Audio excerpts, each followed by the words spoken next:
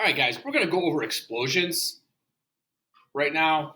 And in those as well, momentum is going to be conserved as long as there is no outside forces.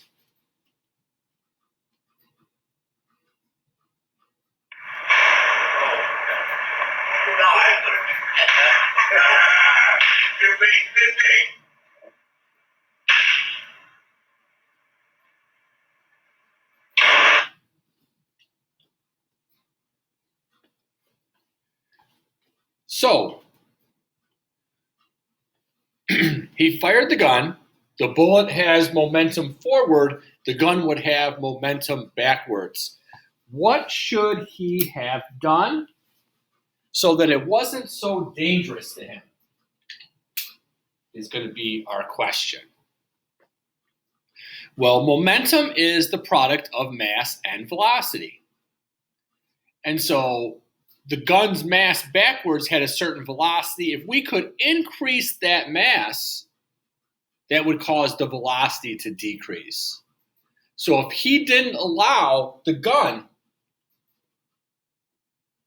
to have the momentum by itself, if he made himself part of that mass, his mass and the gun's mass times a much smaller velocity would be equal to the bullet's velocity times the bullet's mass. All right, so let's look at a couple of problems.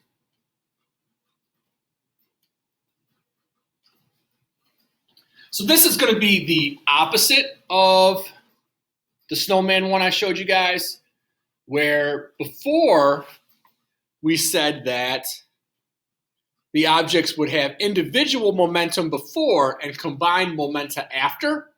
Now they're going to share a momentum before and have separate momenta after. But this, as a vector, has to be equal to the combination of those two as a vector. So we're going to have m1 plus m2 v naught equals m1 v1 plus m2 v2.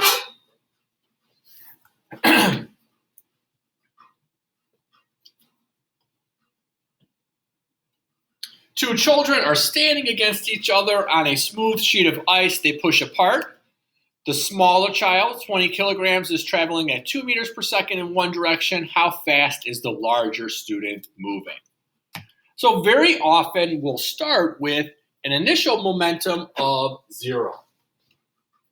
So the first thing that I'm going to do is I'm going to write that our initial momentum equals our final momentum. We're saying our initial momentum is 0, and our final momentum is going to be the combination of these two momenta. So I will take one of these to the other side.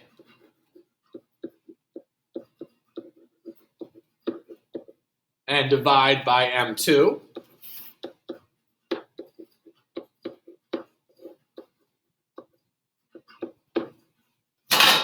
And I'm going to have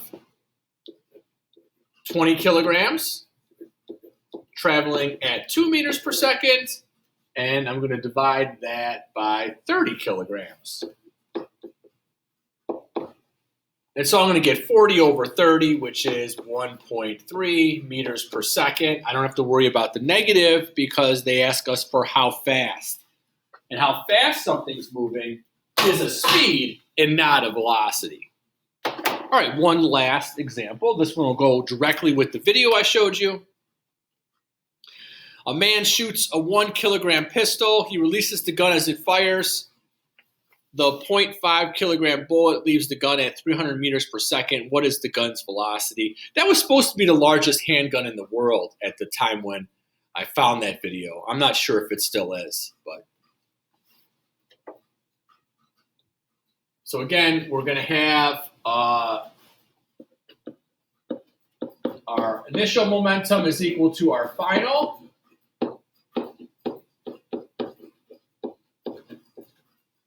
Another example where m1 v1 plus mv2 have to be equal to 0. This is possible for us because they're vectors, so they have directions, so the directions could be opposite.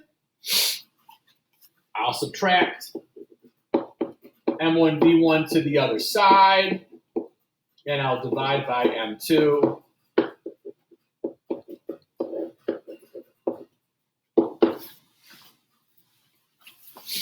And so I know that the bullet has a mass of 0.05 that's moving at 300 meters per second.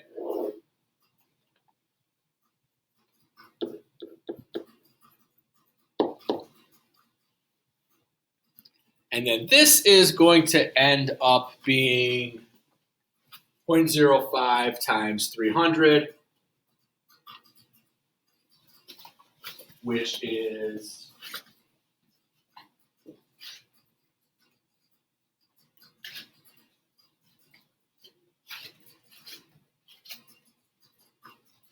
15 meters per second.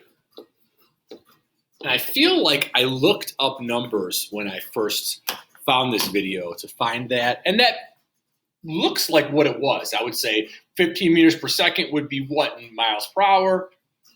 That seemed like it was reasonable that gun was moving backwards a little bit over 30 miles per hour.